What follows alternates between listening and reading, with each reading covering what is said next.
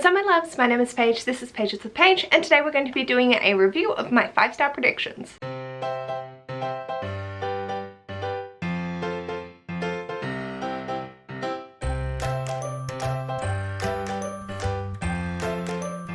I can't remember what happened, but in 2021 I had 2 5-star predictions on the go, and I put up a video in July of reviewing the ones from the year before, and I still had another set going. And then for this year I created a list at the beginning of the year, 7 on Sunday, which is still ongoing. I have till the end of the year to read those, but my brain did a confuzzle and I'm gonna simplify. Essentially, I'm gonna review the 5-star predictions from July of 2021. I'll have the video playing alongside, but linked up in the card in the description box if you would like to check it out prior and see my review of the ones before. I will then be posting a 2023 version in December, and I will be working off that list. When I finish my predictions for this year, I will do a review of those, and that will be that.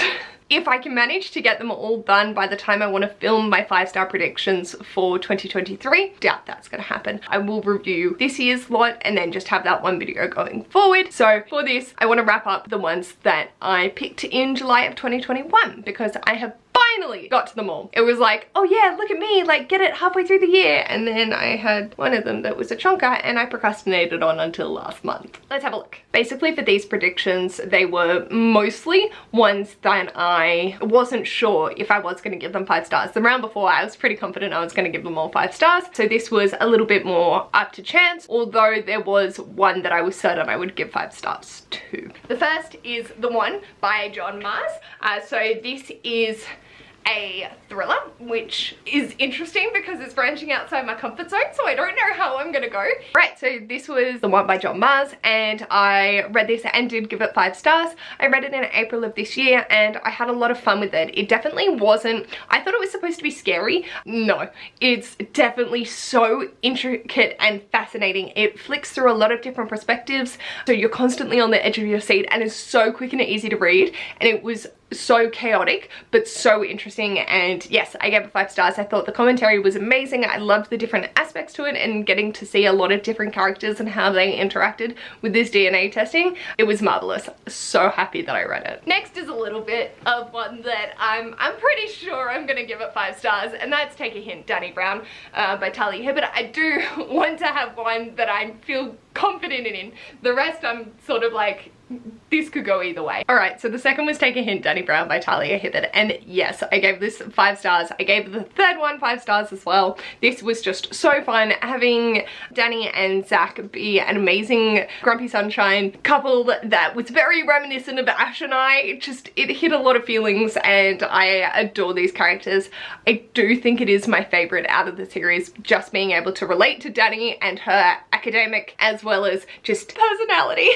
So yeah, I had a lot of fun with this, and definitely one I was very happy to give 5 stars to. So my next one is a bit of an odd one, and I'm really not sure where I'm gonna fall on it. Recently I mentioned it and I had a lot of positive responses, and I feel like the setting is something that I really enjoy, and that's Queens of Geek by Jen Wilde. So the next was Queens of Geek by Jen Wilde, and this was my not sure, a lot of positive feedback, but worried that it was going to be a little bit too young for me, and I gave it a 4.5. I didn't give it a full 5 stars. It was just, for me, that tad bit too young. Whilst I loved the conversations and the atmosphere and just everything that went into this, the characters were very young, and I felt myself being that touch too old to fully just embrace them. I wanted to just give these characters a hug and guide them through the chaos that is navigating life. So I read this in more of a mentor mindset rather than a relatable sort of sense. Whilst there was a lot of relatability, just my heart was like, I want to protect these precious little beings because I've been through this already and I know what you're going through, and I just, oh,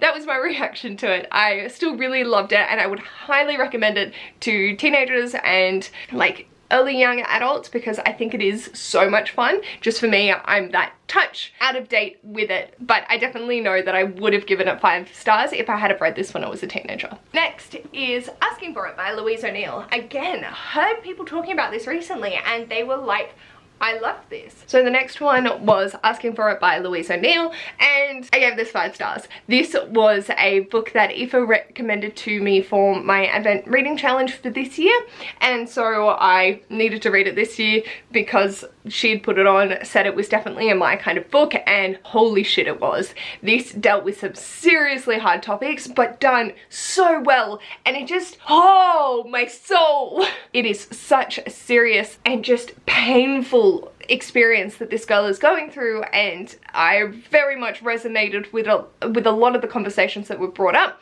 and female autonomy. It really hit home. I wanted to just defend the girls also because of the situation. I was definitely like, oh this hurts. This hurts a lot. There is a lot of trigger warnings for this though. It is dealing with sexual assault and the repercussions of young females and the boys being fucking douche canoes. I still get enraged, and that ending, but this is why it was a 5 star. And finally, the one that's the most intimidating on this list is Plain Bad Heroines by Emily M. Danforth, who wrote The Miseducation of Cameron Post. And the last one was Plain Bad Heroines by Emily M. Danforth, and I gave this a 4 stars. I enjoyed it a lot. I had a lot of thoughts and concerns throughout.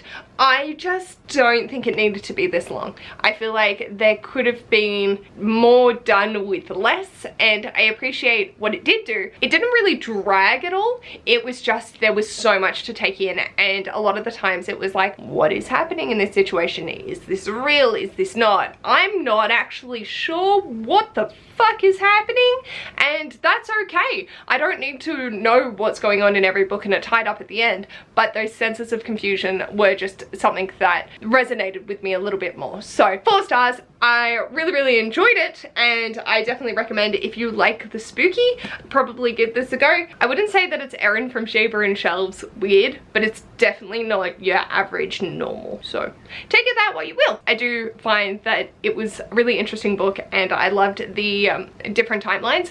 I feel like we could have focused more on one or the other rather than having this overlaying madness, which might have made it a little bit more enjoyable. This is my very colourful 5-star prediction. We had a 4 star, a 5 star, a 4.5, a 5, and a 5. So I'm very happy with that. I also think that this year I got a touch more critical with my reading and not giving every single book that I enjoyed 5 stars. Thank you, Ash, for telling me my rating system is completely flawed. I know. I feel like potentially Queens of Geek last year could have been a 5 star, but because I was being more critical and reflective on my reading, that's where that dropped. But I definitely I look for emotional resonance, and something that punches me in the gut usually will be a 5 star or just the perfect romance that has me hooked. So that's where my 5 star usually come into it. I am very excited for you to see next month's video for the 5 star predictions that I am picking for 2023. And with that, let me know in the comments what is a current 5 star prediction that you have, and or what was your most recent 5 star read. If you like this video, feel free to give it a big thumbs up, and if you'd like to see more of this mess, feel free to subscribe, and I'll hopefully see you in my next video. Bye!